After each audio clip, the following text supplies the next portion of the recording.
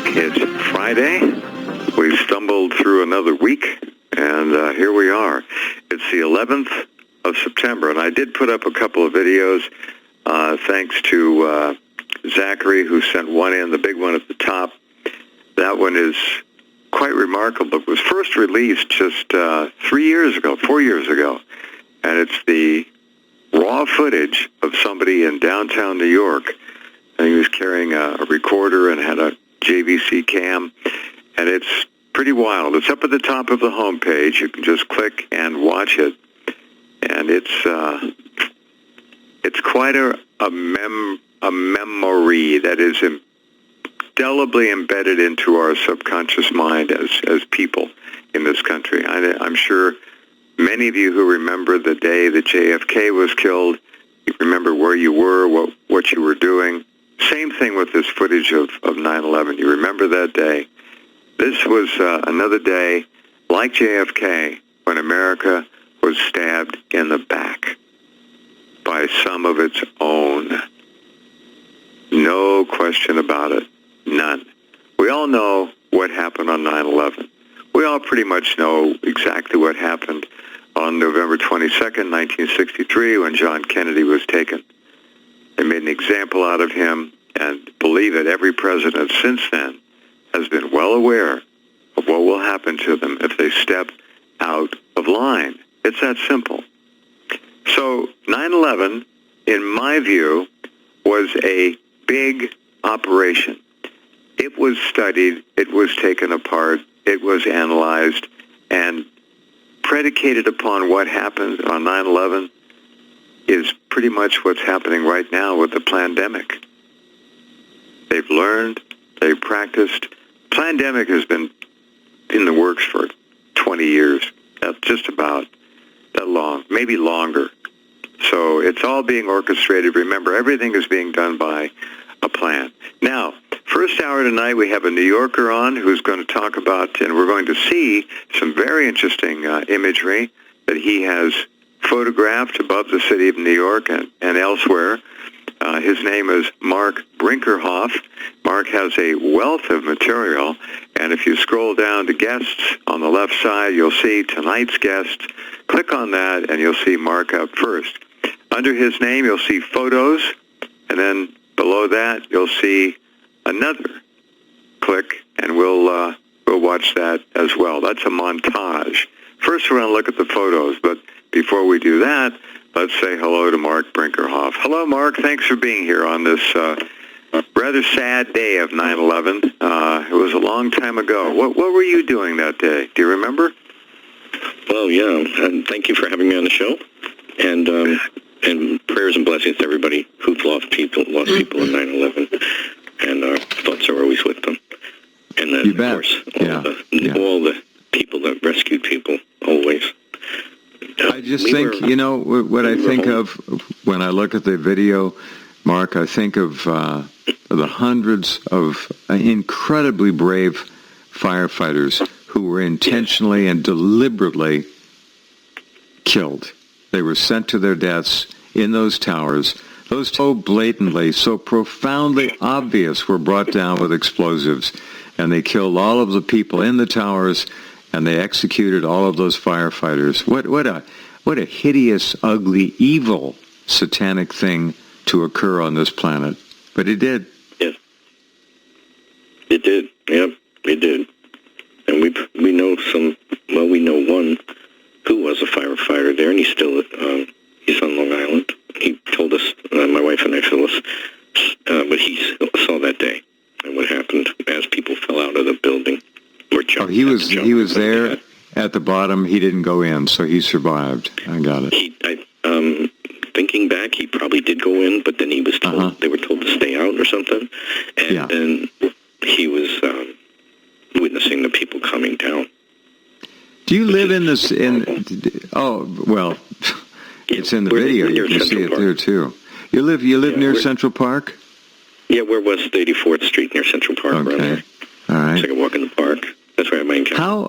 I hate to get off topic here, Marc, but we'll have you back on another night to pursue some of your material we're not going to get to tonight. But what is the current state of New York City? A lot of people are leaving. Over 15,000 apartment vacancies now in Manhattan, I understand.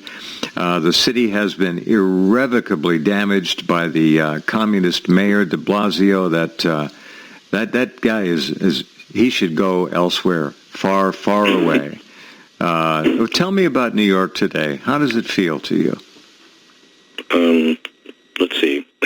Phyllis and I are retired, so we're not out there working. You know, we're working on books and things. I'm an artist and all, but I mean, we're not out there, day to day. Understand? Yeah. Which is tough on the subways. We travel the subway or the buses, which are fun. You have to wear a mask, and all that. But they won't let you in a store, things like that. But when we're on the sidewalk, we walk without a mask. Mm-hmm. And we'll dare anybody come up to it, say something. They look at us like, okay. Do people actually approach you and keep their distance and yell at? Nobody's bothering you. Good. You're scaring them. You know what you're doing? You're challenging a lot of those people who are looking at you, and they're saying, maybe this is all a lie. Maybe we don't need masks like this. That's what you're doing. That's the message you're applying. You're giving it right to them. Exactly. That's what we're doing. And we've never been sick. We've never taken a flu shot all our life. And we don't get sick. Good. And we don't get sick. Yeah. Well, people who know us say, you guys never get sick. We say, because we do certain things. Yes, we do take protocols, like vitamins and things like that. Not always, but we're deeply into our Christ and prayer, and we do that. We tell people, make sure if you're going out, have Archangel Michael and our guardians all ready. I've met my guardian angels physically, and my doorman actually met my guardian angel too when she returned Phyllis's briefcase. I was missed. We lost it in a taxi cab, and she brought it back and presented it to him. And she's almost 7 feet tall, and he was about 6'4" at the time. And when I came down to get her briefcase at 3 o'clock on a Saturday afternoon, because our angels and our space friends do things at 3 o'clock for me, at least most people, or 3 in the morning, or 3 in the afternoon. And he said, when I came downstairs to get it, he says, "Mark, I met an angel. Have you ever met an angel?" I said, "You just met my guardian angel." He described her perfectly, and she got up on the sidewalk. How did he describe her? Mark, how did he describe her? This is fascinating. He's 6'4", she's about 7. She's a very tall one. When they're really taller than 7 feet, guardian angels and all, but they try to fit into our energy here as best they can, depending on their energy. So a lot of them can fit in 6 feet and a little less sometimes. The guys, the males, will try to come in around 6 feet, but mine, when I met my Tom, his name is Tom, he was like 8 feet tall. Valinia is my female name, angel. Her name is Valinia. And she's about 7 feet and change. So she came in to bring the briefcase back. And there's a whole thing I teach on how to talk to the angels and get information, help, because we have to talk to them and ask them to do things, and they tell us, we wait on your calls. We wait on our, who we're working with. We have to ask them for the, it's almost like give them an order, but it's not that. So what you're saying is you're validating the old axiom that it's okay to ask. In fact, it's necessary to ask. Exactly. Yeah, like you have children or family and your pets as well. And you say, maybe like people listening, you got children going to school or teenagers going to college and things. And you say, they're going on a trip with their friends. And you say, Creator, Yahweh, Father Creator, Mother Creator, Yehoshua, Jesus, please send send angels. Now, we have guardians, but send angels to protect. And you can ask Archangel Michael, and you can ask, he always answers, he always comes through. But if you ask, you can't say, and I've worked with our metaphysical friends or people who are into the New Age, because I'm into the New Age only because I'm into UFOs. I'm labeled in New Age, but my whole thing is way beyond that. Phyllis and I call ourselves cosmic Christians because I know Yehoshua from space before I came to this planet. I know him as Sananda in the high realms. And I've heard the term. I know Sananda. Yeah. Yeah, and I have a picture of him that I pasteled of how he looks, and people who never knew me but saw our artwork one time at a talk somewhere, they came over and they go, "Oh my gosh, that's Ananda. Oh, and that's Ashtar." And they knew him because they'd been out of body to visit, but they didn't know that was my artwork. Okay, So I want to not lose our whole hour here, but I've got to go back, please, to the doorman. To the angel? The doorman. What did he say? How did he know what he was looking at? I mean, 8 feet tall, okay, that's kind of a giveaway. But what did he tell you? How did this angel look? How was it? How was the angel dressed? Bringing back a briefcase is a very interesting thing. It is amazing. His name is Wes. He's a wonderful guy. And our buzzer buzzed. The doorman's buzzing us. So I said to Phyllis, there's a briefcase. It was telepathic. I knew it. So I'm putting stuff to get downstairs, and I pick up the phone that we have upstairs for the doorman, and he says, "Mark, a beautiful woman just brought back a briefcase for you." I said, "Yes, that's my angel. Thank you." And I run down to get on the elevators and go down there. So Wes says, "Mark, I just met an angel. I just met an angel. Did you ever meet an angel?" I said, "Yes, Wes, you just met my angel." But his eyes were so big, like in shock, like exclamation, like whoa.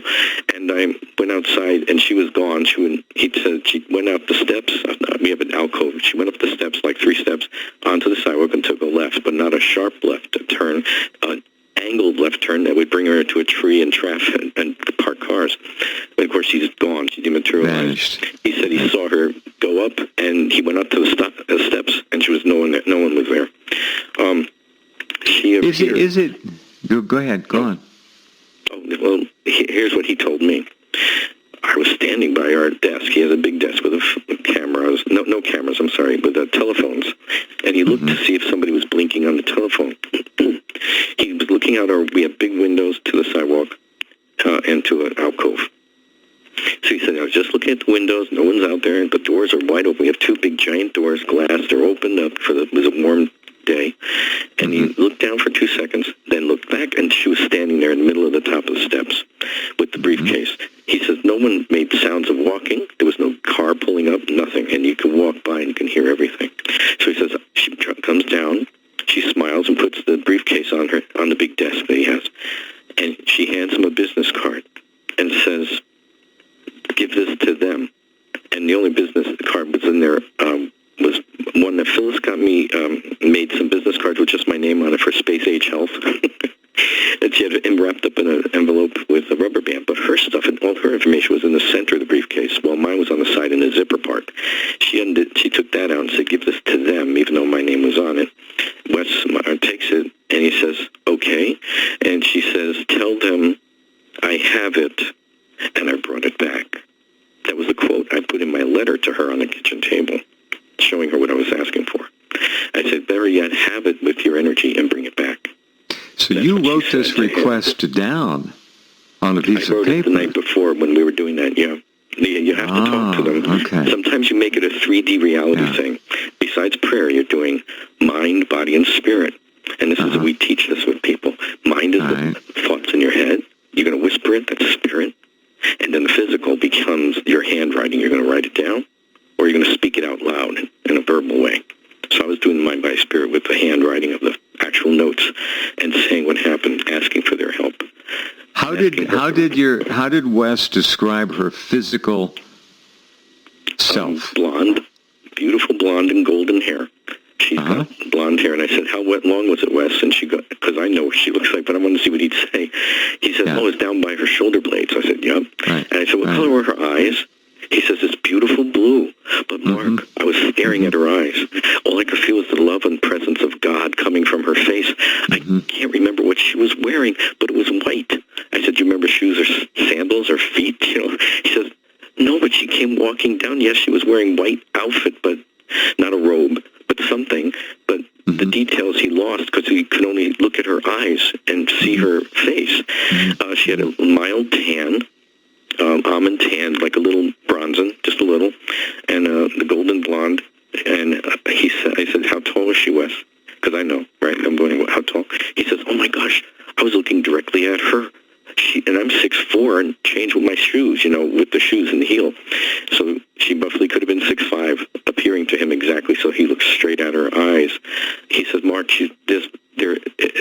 angel. Their eyes are big. I said, yeah, they have bigger eyes than humans. And he said the love coming from her made him so full of love. He was ready to cry, he told me, but he didn't. But he felt it. And her skin was flawless. Not a mark on the skin, not a wrinkle. I understand. All right, now I have to ask you the next question. And this is probably something you spent time on before. How do we know that this was not a tall, blonde E.T.? Instead, it was an angel. They look similar. You're describing similar types of beings here. Exactly. They do look alike. They do look very much alike, and our crew and everybody on the other ships look similar. We have a similar look in the perfected high realms, yes, but we have all shades and all skin tones and all types of mixes of races. Now, here's what she says when she's leaving. He says to her, so she gives him the little paper, the business card, and he says, "Okay, I will." And so she turns to leave, and Wes goes, "But what if they ask me who came, or what's your name? What if they ask me?" She said, "Angel."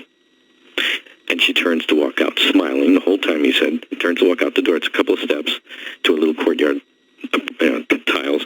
And he says, but Angel or Angela? What if they ask me, is it Angel or Angela? And she shook her. She smiled. He says she turned and smiles, and she stood forward facing him. And she shook her head slightly and says, smiled, no, points to the sky, an angel from God. And he goes, okay.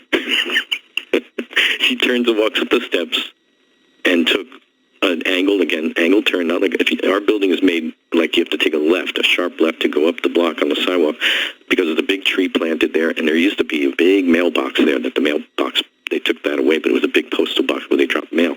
So all this was she was walking into, he said. And I went out. When I went out, there was two giant SUVs lining the street there in front of that part, bumper to bumper. Like you couldn't walk between the bumpers, but you'd have to go all around you'd have to go around the whole mess to get there. And so he followed her when he saw her take the left and head towards what he said looked like she's heading for the tree.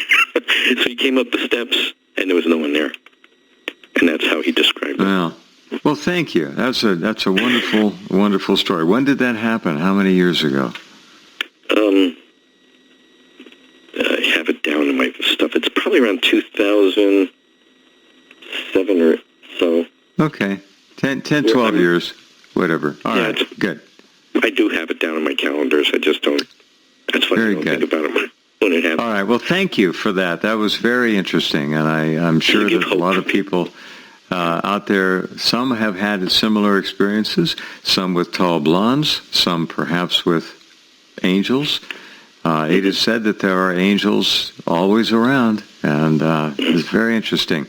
But you got to ask, okay? So you can ask verbally, you can write it down, however you want to do it. They need to know. There's a whole way of doing it. It's very easy. Yeah, you have a request. All right, now... the main part, Jeff, is when you ask the request, you let it go, you give thanks, and you let it go, and do not think about it like a doubt. You don't doubt at all. So when she's brought, or my angels have brought, our things back to us that were lost. But this one was the first time she came in like a physical manifestation to actually get the proof from the doorman and actually tell him, I'm an angel from God, which normally these angels don't. They just don't answer that. Understand. So when you do it, you don't doubt. Just trust totally, and give it up to Creator. Okay.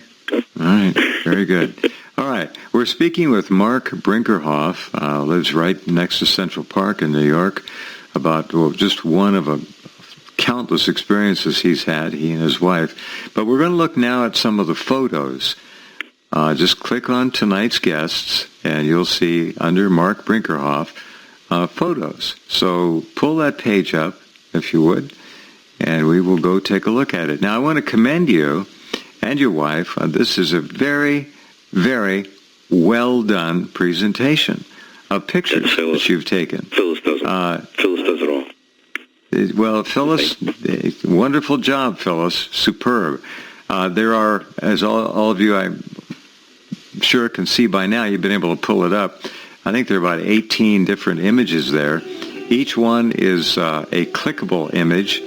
And then there is a montage of 10 different UFO animations that Marc has shot since 2012. We'll talk about that a little later as well. All right, we'll come back in just a couple of minutes and start working our way through all of these really extraordinary sightings in just a couple of minutes. Hang on.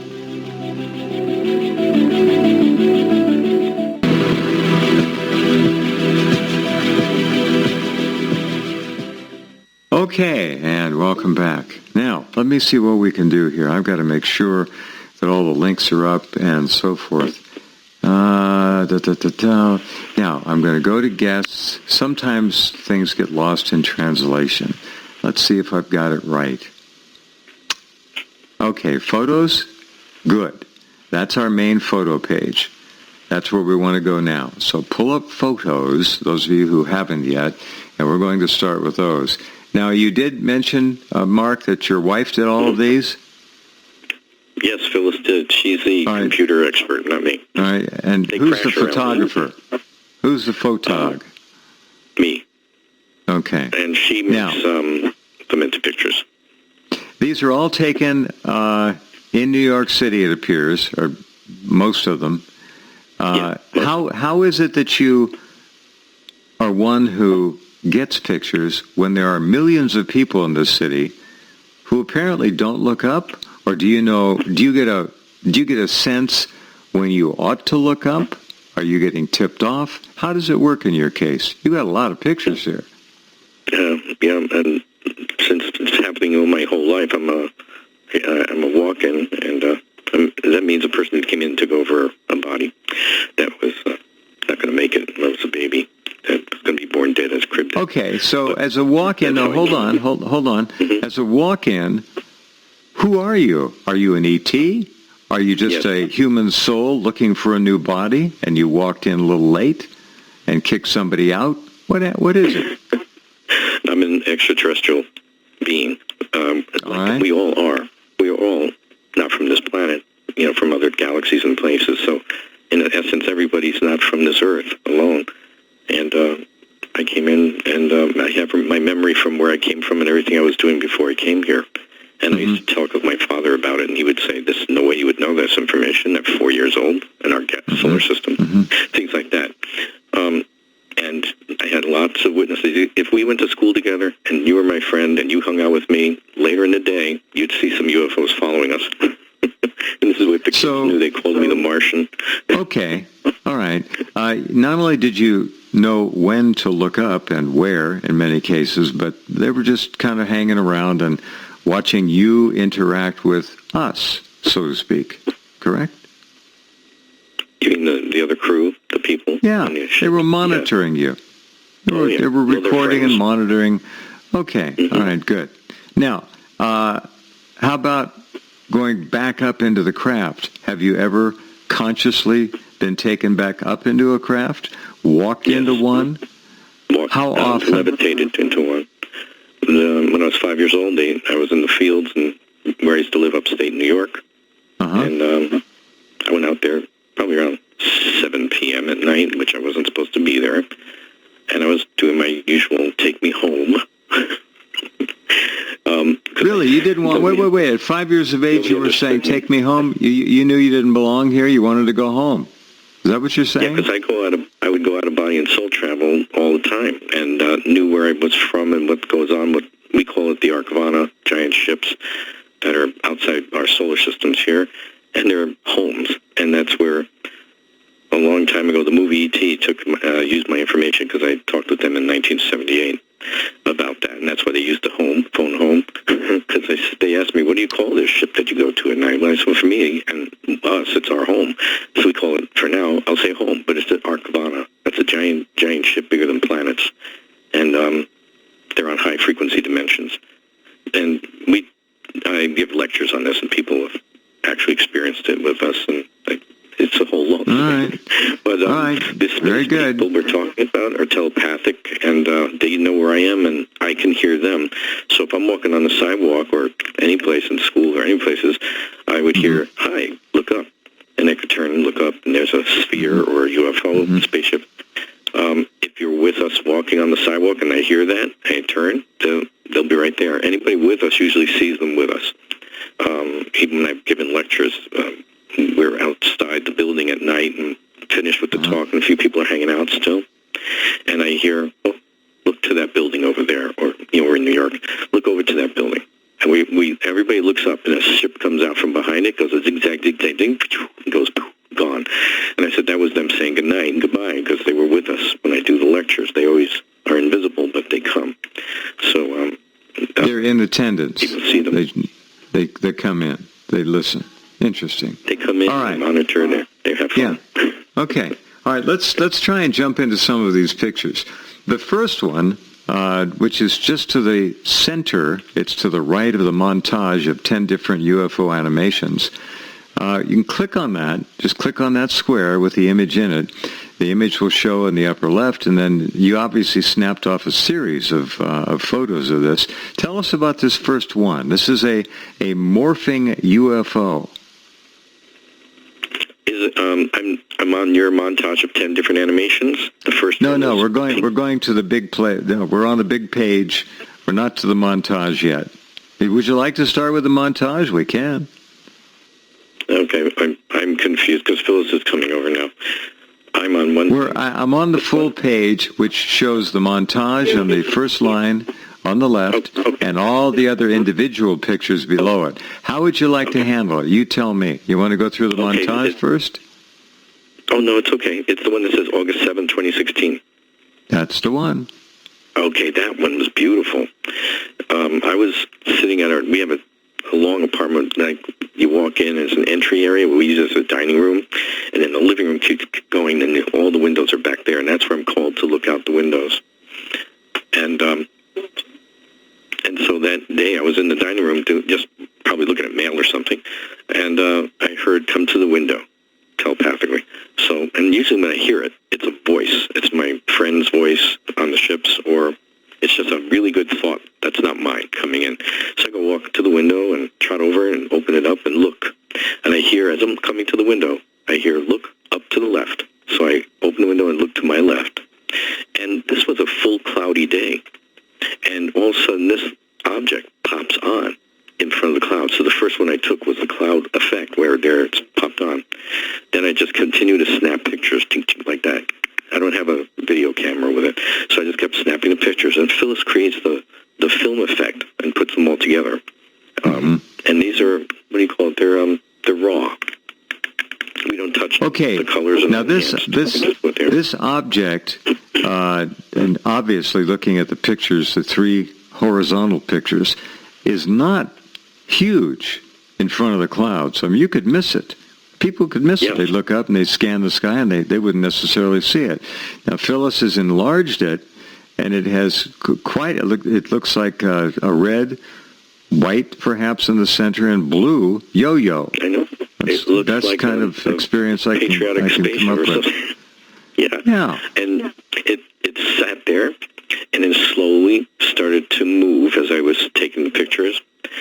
And it went behind a little bit of a cloud, and it stayed at a horizontal, just going like that. Then got to, you could see it actually morph a little bit on, what's that page? Frame 5709. It gets a little weird color there. And I've zoomed my camera in as best I can for that time. So that's the second row of pictures on the left, 5709, and it looks like it's partially obscured by the clouds at that point. Yes. And it's getting fuzzy. And I'm thinking it's going to disappear. That's what I thought. But I kept clicking at the same spot, and then it appeared, it kept rolling, just moving slowly, like that, and it got over to the building that's on West 86th Street, top of the building. And that's where it turned totally magenta red, like a beautiful pink red. And that was the last thing it did. It just did that, and then it just blinked off, just shut off. It didn't move anymore. It just stayed there. The lower left picture shows it looking very much like a red ladybug, and then you see the building, and it's just above the building. So again, a very small dot in the sky that could easily be missed, and probably is missed if most people have the ability to visually acquire it. I'm not sure that it's seeable to everyone. Do you think it's seeable to everyone or just seeable to you? I would have felt that anyone who was looking would have seen it, but it's not something I think people would do, and then usually not looking up. Got it. But when I saw it turn that magenta color, that beautiful red, that pinkish red that's like a fuchsia, that usually represents that when they change their ship tones to those colors, that means love, sending love and light, things like that. There's things that they've done. They can even put pictures into their craft's plasma shield field around it. They put hearts. They put a cross. They've done things like that for me with other friends watching. And interesting. It's like little symbols to say hi. But when it did that, it stopped. And you're very blessed to be able to see all this. That red color in the magenta looks almost garnet red. It's quite ruby red. Yeah, I know. It's beautiful. I don't know. I've not normally seen that color, but I've seen the pink tones too. Mm-hmm. Sometimes they're a fuchsia pink, and we've taken pictures where they're put a heart shape. Mm-hmm. And the next one was a fascinating one. Let's back. We have to back out of this. Back out of this one. Hit page back so we can go back to the full page, and we'll hit the second one, which is the third one on the right, on the top. We have the montage, then the one we just looked at, and then on the right, that looks like the letter Y. I've seen dog toys that look like that. I don't know what else to say. Let's click on that and bring that one up. That's a wild shape. That was another strange one. Again, I was standing. This is the Y. Looks like a Y. I called it the Y shaped because what happens, I was again called to the window. Come to the window now, because I was in my other room. I run over, open the window, and this time I look out, and I'm just looking straight out, which is over some buildings in the distance, and I hear, look up to the left. Again, look up to the left. I look up, there's nothing there. I'm like, all right, okay, where? I'm waiting. I have a camera. We have a camera there waiting at all times, including binoculars. I look at everything with binoculars, making sure I'm not seeing something that's Earth, things like that before I take pictures. Just let people know. And I'm looking, nothing, and all of a sudden, poof, this thing pops on. And I'm saying, what the? Shaped like a... When you say it popped on, it was invisible, and then it just became visible in that size. If you're holding your arm out, all the way out, what would be between your thumb and index finger to equal that size? Oh, it would have to be about a half an inch. It was that big? It was big. These things are huge, and they morph into these shapes. They do these things. And this is, Phyllis is telling me, it's a 300-millimeter lens. And actually hold the full picture so people can see the scale. Oh, okay. Right. So, no, it'd be, when I'm holding my hand up, if I'm holding it up, I have to now say the quarter of an inch size, so it's smaller, a little bit smaller. All right. That's pretty big, a half an inch. All right. So, a quarter of an inch, a pea. Okay. A small pea. Tiny pea. A small green pea. Okay, a petite pea. That's it. All right. But it's not a pea. It's a machine. It's shaped in the letter Y, and it just became visible. Boom. In other words, it may have just flown into its position real quick, and your eye couldn't even see it moving, but it did. That's what they do. They move so quickly. So it moved there and stopped. Yeah, and then what does it do? Does it start to slowly rotate? Look at the next picture over, and you'll see a very bright yellow. It's either a facet of the machine, the craft, or it's some kind of a propulsion residue. I don't know what it is. Plasma? What is that? Is that a reflection? What do you think? Well, I first thought it was reflections, but I know they also work with the plasma, because when I've lost them in the sky, these little tiny spheres that are up there, sometimes they're silver gray or gold or white sphere. Sure. And I say, I've just lost you. I got the camera aiming. I put down the binocular and got the camera, and I'm like, what? I'm looking up at the sky. And I say, can you shoot the plasma shoots out? And they'll start reflecting like that. They'll do a few of them in a row so you can catch where they are in the sky. I go, okay, I gotcha. and then they stop shooting the plasma shoots. They're just flashers. They flash them. So I know they're flashing here to get to show where they are, like that. Then it slowly moved sideways a little bit and rotated a little bit. It was moving very slowly. It was really staying still for me most of the time. Then it moved a little bit. That's image 3 on the right. Image, yes, it starts moving. Look at the weird formation it takes. It's like an upside-down strange with the flash things going on. Well, it looks like it's being propelled by something that is visible out two sides of the 3 on the... both of the back sides appear to be propelling it. But if you look, it appears to be another piece of the craft, if you will, to the left that's not lit up. See that?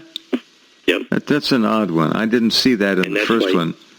Exactly, because I know the sun wasn't blaring crazy like that. And if it was, why wasn't it reflecting off the tips and the other edges, too, if the sun is so blaring? It doesn't look like reflections to me. No, and it wasn't. It was their little shoots that they do. And then they make designs. So you'll see on number frame 5592, you have to go down a couple rows now, I think. 5592. 3 rows down, all the way, 5592 on the left, first of the 3, and then you'll see... Phyllis, you've done a wonderful job enlarging these. That's not easy to do. You've held it together well. Look at that. She's out on her phone now because she was with me. He said you're doing a great job. Well done. Yeah. Cheers, she is. All right. Thank you. All right, yes. By the way, just to say, I don't enhance the color. I try to keep everything exactly the way he shot it, so sometimes the colors look very dull. We also save all of the raw film in case anybody anywhere wants to examine it. We have no problem with that. Mm-hmm. Nice to meet you. But we see that. Well, that's clearly up high in a blue sky. Now, we're looking at image number 5592. All right, that's an enlargement of image number 5592 to the left, so that's an enlargement. What are your thoughts at this point? Well, here they showed, and they tell me they've created an image of a cross to show it's them, because they like to use crosses and hearts and things to represent them with the Christ information, the high realms. Mm-hmm. We work with what's called the Christ group, and that I was made to introduce this group from the cruise where I work, and they wanted me to bring this back to let people know about it. I don't think people know too much about it. They're the different crews of the alliances and the intergalactic mission on the high realms, and over the 7th, let's go up 10th and 9th and 12th and 9th on. This seems to be a pretty spiritually oriented group that you're connected with. They are. They're very benevolent. They've known what's going on, and they're huge beings. They're huge. Like, if they walked the planet right now, they'd be 12 feet, 10 feet higher. There have always been legends of giants here on the planet. Now, the enlargement of this craft, 5592, in the second position, how big do you think that ship is? And it looks like it's a couple miles away at least, but how big do you think it is? I asked them how big this ship was. It was probably bigger than a football field or two. Okay. We got 2 football fields, big and long. Mm-hmm. Phyllis and I were scanned by a giant boomerang back in 1978 in the fields upstate. And we were in a giant football field. And it came over us silently in black velvet stealth mode. And it scanned us. But it was huge, and it was wider than a football field. So every time I think of that, I go, whoa, that was huge and gigantic. And as soon as they scanned us and went over us, you could feel the frequency going over you very slow. You could almost in your head feel, that. And then as soon as it passed us a little bit, it went, shut off. It was gone. And there's the stars above it in the sky. Now, this is what Mark was photographing right out of his window. Not through the window. Did you open the window? Yes. You remember? The window was open. All right, and that's... I always open the window. Yeah, that craft is about 2 football feet, so 600 feet, something like that. It's a big ship. Okay.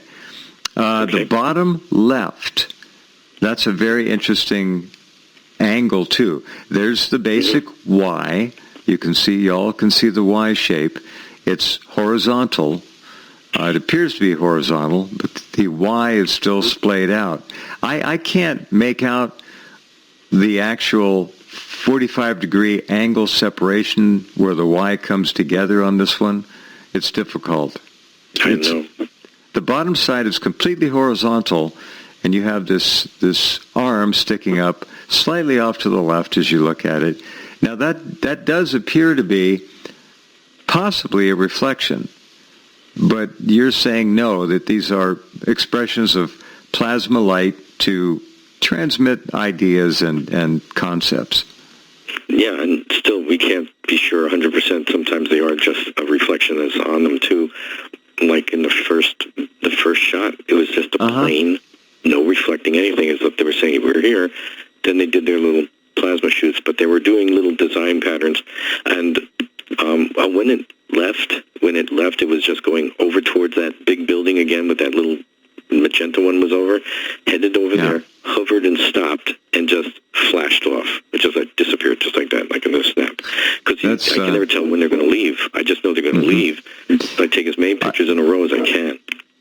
Are you getting fed telepathic information during the times of some of these sightings, all of the sightings, none of the sightings, just occasionally? How does it work? Yes, I get information. I know who's in them. I know who's running them and who the captain is, or let's say the commander. And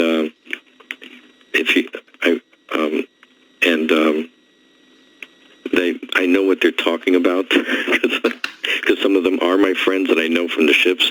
So they're the ones who come to visit me. And I've actually said that to people. I said, well, they go, I'm taking pictures of UFOs at night. And I said, well, you shouldn't just take any pictures of anything that you're seeing in the sky, but ask who's in them. You have to test them, too, because sometimes they're Earth machines, and sometimes they're not nice beings machines.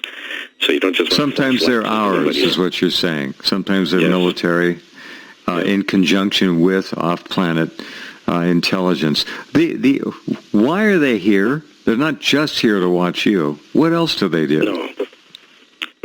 Originally, some of them, like my friends, they're very loving and benevolent beings. They're interested in the spiritual evolution of the people on the planet. They want to help in that way, keeping your spirituality. Yeah, they better get busy. Everything we're going the wrong way. Yeah, I know, and they're against anything that evil, negative stuff. And they tell me how to help people to protect themselves and don't follow into those kind of ways. And we do talks on that. One of the most interesting, the ones was August 10th, 2015. Is when I was taken on the ship in Central Park. I don't know where that. Let me back up to the main page. August 10th, August, second row in the middle, okay. August 10th, 2015. Click on that one. So what do we have here? Looks like a boomerang. I just don't know if I clicked on it correctly. Okay. I know this is where you're also... that they do. Yeah. Morphing effect... does this necessarily mean they're actually changing their physical shape, or are they emitting a plasma that your eye reads as a different shape? What do you think? That's exactly what I'm getting from that.